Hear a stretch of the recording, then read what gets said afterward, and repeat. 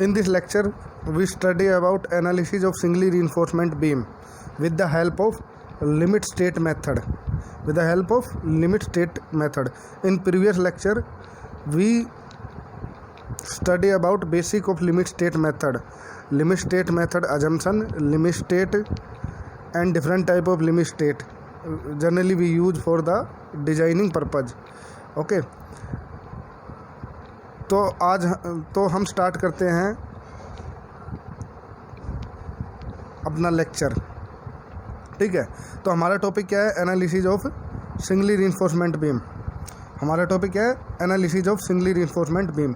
वैसे तो जो एनालिसिस है आपसे एग्ज़ाम में नहीं पूछे जाते. वो जो एक एक्सप्रेशन मैंने पिछले लेक्चर में आपको करवाया था, जो सी की वैल्यू फाइंड आउट करवाई थी मैंने आपको कंप्रेशन की, उसी पे अभी आपके क्वेश्चन आए हैं. ये वाला जो एक्सप्रेशन मैंने करवाया था, इसी पे क्वेश्चन आते हैं आपके आईएएस और गेट के एग्ज़ाम में. ठीक है.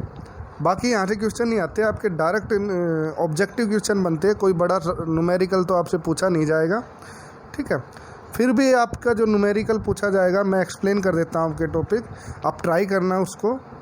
ठीक है. मैं कुछ क्वेश्चन भी डाल दूंगा आपको प्रैक्टिस करने के लिए. आप प्रैक्टिस करना. अगर आपसे सोल्व नहीं होता तो मैं आपकी हेल्प कर दूंगा सोल्व करने में. आप एक बार मेरे को कमेंट्स बॉक्स में कमेंट लिख के बता देना, मैं आपको वो न्यूमेरिकल सोल्व कर दूंगा, या एक नई वीडियो लेके आ जाऊंगा न्यूमेरिकल पे. ठीक है. तो आज का जो टॉपिक है हमारा वो है analysis of singly reinforcement beam. किसकी सहायता से? लिमिट स्टेट मेथड की सहायता से. ठीक है. वैसे तो जो इंग्लिश मीडियम वाले बच्चे हैं वो ये बोलेंगे कि कुछ प्रॉब्लम हो रहा है, समझ में नहीं आ रहा हमें. ठीक है. क्योंकि मैं सारी जो चीज़ें हैं वो हिंदी में ही एक्सप्लेन करता हूँ, बट जो नोट्स है मेरे, जो हैंड रिटन नोट्स है, वो सारे किस में? इंग्लिश में है. तो इंग्लिश मीडियम वाले बच्चों के लिए भी ईजी हो जाता है समझने के लिए. ठीक है. फिर भी कोई डाउट है तो आप मेरे को बता सकते हो, मैं उनको रिजोल्व कर दूंगा. ठीक है. तो जो आज का टॉपिक है उसको स्टार्ट करने से पहले आप मेरे चैनल को सब्सक्राइब कर दें, इस वीडियो को शेयर करें ज़्यादा से ज़्यादा, ताकि ज़्यादा से ज़्यादा बच्चों को इस चीज़ का फ़ायदा मिले. ठीक है. जो ये मेरे जो लेक्चर आ रहे हैं, इसकी हेल्प से आप किसी भी एग्ज़ाम की तैयारी भी कर सकते हो. इसके साथ साथ जो बीटेक कर रहे हैं बच्चे या जो डिप्लोमा होल्डर है, उनके लिए भी ये काफ़ी हेल्पफुल है. तो इस वीडियो को आप ज़्यादा से ज़्यादा शेयर करो, ताकि और बच्चों का भी फ़ायदा हो सके, यानी और बच्चे भी बेनिफिट उठा सके इस चीज़ का. ठीक है. तो हम ज़्यादा बात ना करते हुए अपना आज का टॉपिक स्टार्ट करते हैं, that is analysis of singly reinforcement beam. ठीक है. तो हमें एनालिसिस करना है. जैसे हमने WSM में किया था एनालिसिस, वैसे ही यहीं पे भी एनालिसिस करना है. हमें क्या क्या फाइंड आउट करना है? हमें limiting depth of neutral axis find out करना है, जिसको रिप्रेजेंट करता हूँ मैं XU लिम से. ठीक है. वो फाइंड आउट करनी है. न्यूट्रल एक्सिस की डेप्थ फाइंड आउट करनी है. Moment of resistance find out करना है. ठीक है. तो हम स्टार्ट करते हैं आज का अपना टॉपिक. तो limiting depth of neutral axis, उसके लिए क्या करूँगा? मैं एक सेक्शन ड्रा कर लूँगा. ये आपके पास सामने सेक्शन है, ये इसकी विड्थ है, ये इसकी इफेक्टिव डेप्थ है. ठीक है. ये मैंने यहाँ पे ड्रॉ कर लिया है. क्या? Strain distribution diagram. हाँ, जब भी मैं इस मेथड में एनालिसिस करूँगा तो मैं ज़्यादा किसका यूज़ करूँगा? मैं यूज़ करूँगा स्ट्रेन डिस्ट्रीब्यूशन डायग्राम का. किसका यूज़ करूँगा? स्ट्रेन डिस्ट्रीब्यूशन डायग्राम का ही यूज़ करने वाला हूँ यहाँ पे. ठीक है. तो limiting depth of neutral axis मेरे को फाइंड आउट करना है, तो ये मैंने ड्रॉ कर लिया. ये स्ट्रेन डिस्ट्रीब्यूशन डायग्राम है मेरा. अब जो लिमिटिंग, सबसे पहला जो क्वेश्चन क्या होगा कि limiting depth of neutral axis क्या है? जैसे वहाँ पे क्रिटिकल न्यूट्रल एक्सिस था, वही क्या है यहाँ पे? लिमिटिंग. ये लिमिट नहीं है, लिमिटिंग है भाई. ये इसको ठीक कर लेना, ये है लिमिटिंग. ठीक है. तो इसको ठीक कर लेना आप लोग, लिमिटिंग. अब सबसे पहला क्वेश्चन है कि limiting depth of neutral axis क्या होती है? Limiting depth of neutral axis क्या होती है? Limiting depth of neutral axis में क्या होता है कि जो हमारा कंक्रीट है वो तो क्या कर लेगा, जब भी लिमिटिंग डेप्थ आएगी तो उस केस में कंक्रीट की तो अपनी मैक्सिमम स्ट्रेन पे पहुंच जाएगा, और जो स्टील में है ना मिनिमम स्ट्रेन की वैल्यू ये होगी, उस केस में जो हमारा न्यूट्रल एक्सिस आएगा ये वाला, वो क्या कहलाएगा, लिमिटिंग न्यूट्रल एक्सिस। ठीक है, तो इसको फाइंड आउट करने के लिए मैं ये दो ट्राइंगल का यूज कर रहा हूँ, इस वाली ट्राइंगल का, इस वाली ट्राइंगल का, इन दोनों को कंपेयर कर लूँगा। ये दोनों ट्राइंगल क्या है, सिमिलर है, तो वो सिमिलर ट्राइंगल रूल मैं अप्लाई करूँगा यहाँ पे। मीन्स ये अपॉन ये और ये अपॉन ये वाली डिस्टेंस, ठीक है, जो कि क्या है डी माइनस में एक्स यू लिम। ठीक है, तो ये कर दिया मैंने, सिमिलर ट्राइंगल अप्लाई यहाँ पे। ठीक है, तो इसको सोल्व कर रहा हूँ मैं। इसको सोल्व करने के बाद मेरी लिमिटिंग डेप्थ ये आ जाएगी। ठीक है, तो ये लिमिटिंग डेप्थ है मेरी। ठीक है, तो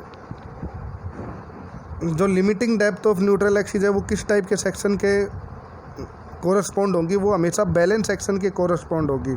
अगर आपका बैलेंस सेक्शन का जब भी आप एनालिसिस करोगे तो डेप्थ क्या न्यूट्रल एक्सिस की डेप्थ को क्या कंसीडर करोगे आप, limiting depth of neutral axis, sorry balance section के लिए जो न्यूट्रल एक्सिस है उसको क्या बोलोगे आप, limiting depth of neutral axis. Okay, जो कि किस चीज़ पे डिपेंड कर रही है यहाँ पे, वो एक ही चीज़ पे डिपेंड करती है, स्टील पे, स्टील की ग्रेड पे और उसकी मॉडुलस ऑफ इलास्टिसिटी पे ही डिपेंड करती है। ठीक है, वैसे तो ये आप इस फॉर्मूले की हेल्प से भी लिमिटिंग डेप्थ फाइंड आउट कर लेते हो, बट जो कोड है हमारा IS 456, जो कोड क्या है हमारा IS 456, ये जो वैल्यू है ये आपकी IS 456 के अकॉर्डिंग है। ठीक है, जो ग्रेड ऑफ स्टील अगर 250 है तो आपकी वैल्यू क्या होगी, x you limit upon D की वैल्यू हो जाएगी 0.53। अगर FE 415 है तो लिमिटिंग डेप्थ की वैल्यू हो जाएगी आपकी 0.48। अगर FE 500 है तो वैल्यू क्या होगी आपकी 0.46। ये जो टेबल है आपको कोड में भी मिल जाएगी और यहाँ पे भी आप इसको देख सकते हो। अब एक चीज़ है यहाँ पे, जो ये आपको कुछ वैल्यू दिखाई दे रखी है, ये आपके ऑब्जेक्टिव क्वेश्चन में डायरेक्ट पूछ ली जाती है। कैसे क्वेश्चन आएगा, यू हैव MS बार और FE 250 steel, then the value of limiting neutral axis. तो ऑप्शन में आपके पास वैल्यू होगी तो आपका आंसर क्या हो जाएगा, 0.53। ठीक है, तो ये डायरेक्ट क्वेश्चन पूछे जाते हैं इस वाली टेबल पे, तो ये टेबल आपकी ईजिली याद हो जाएगी। ठीक है, ग्रेड कम है, ग्रेड आपकी कम है तो आपकी लिमिटिंग न्यूट्रल एक्सिस की वैल्यू क्या है, हाई है, और ग्रेड हाई है तो लिमिटिंग न्यूट्रल एक्सिस की वैल्यू आपकी क्या होगी, कम होगी। क्लियर है भाई, लिमिटिंग न्यूट्रल एक्सिस आपका हो गया। अब आपको क्या करना है, न्यूट्रल एक्सिस फाइंड आउट करना है। न्यूट्रल एक्सिस फाइंड आउट करना है, जो एक्चुअल में जो स्ट्रेन आएगा हमारा उसके बेस पे एक्सिस क्या होगा वो फाइंड आउट करना है आपको। ठीक है, तो उसके लिए मैंने क्या किया है, ये वाली चीज़ें ड्रा कर लिया है। ये क्या है मेरा stress distribution diagram, sorry strain distribution diagram. ये है मेरा स्ट्रेन और ये है मेरा स्ट्रेस डिस्ट्रीब्यूशन डायग्राम। ठीक है, दोनों मैंने यहाँ पे शो कर दिया है। ठीक है, तो जो हमारा सेक्शन होगा, अगर मेरे को क्रॉस सेक्शन गिवन है तो उस केस में क्या है, देखो जब भी कोई सेक्शन मेरा स्टेबल है, मैं फाइंड आउट क्या कर रहा हूँ, मैं फाइंड आउट करना हूँ डेप्थ ऑफ न्यूट्रल एक्सिस। उसके लिए हमें क्या करना है, C और T, टेंशन और कंप्रेशन को इक्वल पुट करना है। ठीक है, ये इक्वल क्यों होगा, अगर कोई भी सेक्शन मेरे पास स्टेबल है या फेल नहीं कर रहा तो उस सेक्शन में जितना कंप्रेशन मेरा जनरेट होगा वो किसके इक्वल होगा, उस टेंशन के इक्वल होगा। तो मैंने क्या करना है, depth of neutral axis find out करने के लिए C और T को, कंप्रेशन और टेंशन को क्या करना है, इक्वल पुट करना है। ये क्या है मेरा हॉरिजॉन्टल इक्विलिब्रियम भी बोल सकता हूँ मैं इसको। ठीक है, तो मैंने क्या कर दिया, दोनों को ही इक्वल पुट कर दिया। तो कंप्रेशन आप सभी को पता है क्या होता है, 0.36 FCK XU B = 0.87 FY AST। ठीक है, तो यहाँ से मेरे को XU की वैल्यू मिल जाएगी जो कि ये है। इस डेप्थ को क्या बोलोगे आप, एक्चुअल न्यूट्रल एक्सिस या डेप्थ ऑफ न्यूट्रल एक्सिस। यहाँ पे एक्चुअल न्यूट्रल एक्सिस नहीं बोलोगे आप, इसको क्या बोलोगे, डेप्थ ऑफ न्यूट्रल एक्सिस। ठीक है, और इस इक्वेशन को मैं इक्वेशन X बोल देता हूँ भाई। ये जो इक्वेशन है इसको क्या बोल रहा हूँ, इक्वेशन X। मैंने शो भी कर रखा है यहाँ पे। अब ठीक है। तो इस जिस तरह से मेरे सेक्शन थे, जो टाइप ऑफ स्टील सेक्शन थे, वहाँ पे भी 3 थे WSM में और यहाँ पे भी 3 है। अगर ये वाली कंडीशन है, मेरा न्यूट्रल एक्सिस की value less than limiting neutral axis होगा तो सेक्शन क्या कहलाएगा? Under reinforce. ठीक है। अगर इसकी वैल्यू ज़्यादा हो गई न्यूट्रल एक्सिस की लिमिटिंग न्यूट्रल एक्सिस से तो सेक्शन क्या हो जाएगा? Over reinforcement.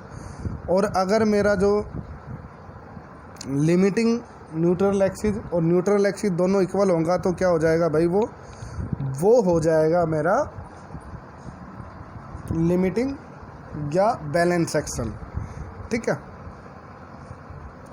I hope clear है आप लोगों को। नेक्स्ट देखो, अब मैं फाइंड आउट कर लेता हूँ मोमेंट ऑफ रेजिस्टेंस। क्या फाइंड आउट कर लेता हूँ? Moment of resistance. ठीक है। यहाँ पे मोमेंट ऑफ रेजिस्टेंस को क्या बोला जाता है?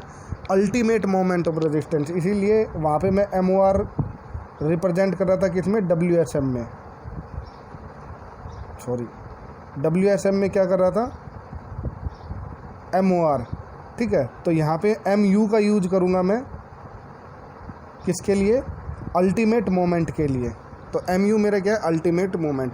सबसे पहले मैं moment of resistance find out कर लेता हूँ।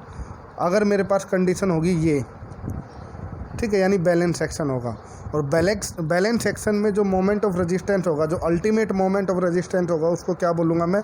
MU limiting. MU लिम, जिसको क्या बोलूँगा? Limiting moment resistance. ठीक है। तो जो लिमिटिंग मोमेंट रेजिस्टेंस है उसको मैं CZ और TZ दोनों ही तरीके से फाइंड आउट कर सकता हूँ मैं। ठीक है। C कंप्रेशन है, कंप्रेशन को अगर मैं मल्टीप्लाई कर दूंगा लीवर आर्म से तो क्या आ जाएगा मेरे पास? Limiting moment of resistance. और ऐसे ही मैं अगर टेंशन को मल्टीप्लाई कर दूंगा लीवर आर्म से तो मेरे पास क्या आ जाएगा? Limiting moment of resistance. ठीक है। तो सबसे पहले मैं इसको लेके चलता हूँ, इस वाली की हेल्प से सोल्व करता हूँ। तो C की वैल्यू आपको पता है, ये वाली क्या है आपकी? C की वैल्यू। और ये Z है, ये भी आपने फाइंड आउट कर लिया था, लीवर आर्म ये है। ठीक है। तो यहाँ से मैं D को यहाँ से बाहर निकाल लेता हूँ तो मेरे पास वैल्यू आ जाएगी ये वाली। ठीक है। वैल्यू आ जाएगी ये वाली। अब जो क्या है, ठीक है, आ गई वैल्यू मेरे पास। अब जो मैंने इसको, इस वाली वैल्यू को, ये जो मेरे पास ये वैल्यू है, इसको मैंने क्या बोल दिया? RU। एक तरह से क्या बोल सकता हूँ? इसको फैक्टर बोल सकता हूँ। That is equal to BD square. वो क्या हो जाएगा मेरा? BD स्क्वायर हो जाएगा। ठीक है। तो MU लिमिटिंग क्या होगा? RU BD square. ठीक है। और अगर फॉर्मूला आप फाइंड आउट याद करना चाहो तो ये फॉर्मूला हो जाएगा लिमिटिंग मोमेंट ऑफ रेजिस्टेंस का, जब आप कंप्रेशन को कंसिडर करते हो। इसी तरह अल्टरनेट, अगर आप टेंशन को मेजर करते हो, टेंशन फोर्स को करते हो कंसिडर, तो मेरा tension multiply by the lever arm हो गया। ठीक है। Tension multiply by the lever arm हो गया। ठीक है। तो यहाँ पे क्या है? ये टेंशन है मेरे पास, तो यहाँ से मैं क्या करूँगा? D फिर से माइनस ले लूँगा, मेरे पास ये वैल्यू आ जाएगी। ठीक है। अब देखो, जो इक्वेशन X है वहाँ पे XU को इक्वल पुट कर देता हूँ मैं, XU लिम। मैंने पहले भी बताया था, जो बैलेंस सेक्शन है उसमें जो limiting depth of neutral axis और depth of neutral axis equal है। ठीक है। तो XU की जगह उस इक्वेशन में मैं पुट कर देता हूँ XU लिम की वैल्यू। ठीक है। और ये वैल्यू मैं इस इक्वेशन में पुट करूँगा, जो ये वाली इक्वेशन है, इस वाली इक्वेशन में ये वैल्यू मैं पुट कर देता हूँ। तो मेरे पास क्या आ जाएगा? मेरे पास ये रिज़ल्ट आएगा। ठीक है। ये रिज़ल्ट आ जाएगा मेरे पास। और ये क्या है मेरा? Limiting moment of resistance. कब? जब मैं टेंशन को कंसीडर करता हूँ। ठीक है। अब limiting percentage of tensile reinforcement. अब डायरेक्ट वैल्यू याद कर लो इसकी, ये वाली क्या होगी? इसकी वैल्यू एग्ज़ाम में पूछ ली जाती है, आप रट लो इसको। अब वही है, इसके बेस पे भी 3 सेक्शन है।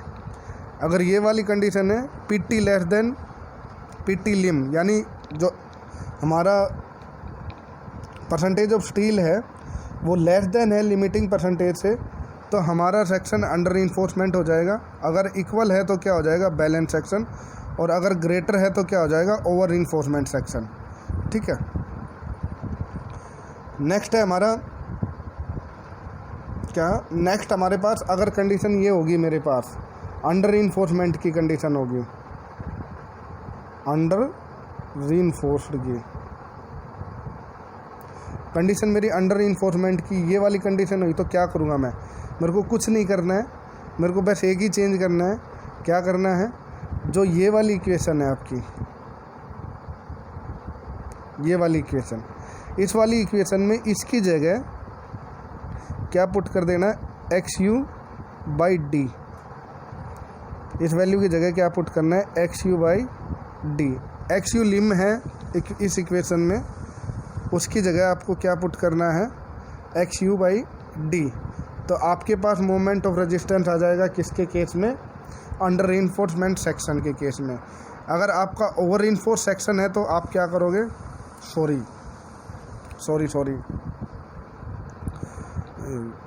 जब अगर आपके पास अंडर रीइंफोर्समेंट सेक्शन है ना, अंडर रीइंफोर्समेंट सेक्शन ये वाला, ठीक है, तो अंडर रीइंफोर्समेंट सेक्शन है तो आपको क्या करना है,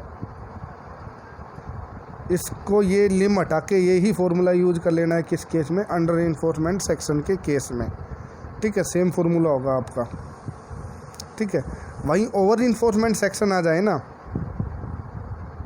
ओवर रीइंफोर्समेंट सेक्शन आपका ये वाला, तो इस केस में क्या करना है, इसकी जगह आपको पुट कर देना है XU/D। जहाँ भी आपको XU लिम बाई डी दिखाई दे, वहाँ पे क्या पुट करना है आपको, XU/D। ठीक है, क्लियर है ये। ठीक है, तो ये क्या है आपका सिंगली रीइंफोर्समेंट बीम का एनालिसिस। ठीक है, अगर कोई डाउट है आपका, वैसे कोई डाउट है तो आप कमेंट्स बॉक्स में डालना, मैं उन डाउट को क्लियर करने की ट्राई करूँगा, और जो कुछ न्यूमेरिकल भी डाल दूँगा मैं, उन न्यूमेरिकल को सोल्व करना इन फॉर्मूले की हेल्प से। अगर सोल्व नहीं होते हैं तो आप मेरे को बताना, मैं एक नया वीडियो लेके आ जाऊँगा न्यूमेरिकल, उसमें न्यूमेरिकल ही सोल्व करवाऊँगा मैं। ठीक है, अभी इसी तरह से मैं क्या करूँगा, डबली रीइंफोर्समेंट बीम का एनालिसिस करूँगा और फ्लैंज बीम का एनालिसिस करूँगा।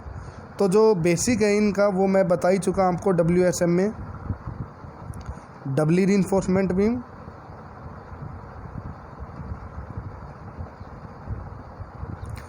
और आपकी है टी बीम, जिसको मैं फ्लैंज बीम भी बोलता, इनका एनालिसिस करूँगा। इनके जितने भी बेसिक है, बेसिक मैं बता चुका आपको WSM मेथड में।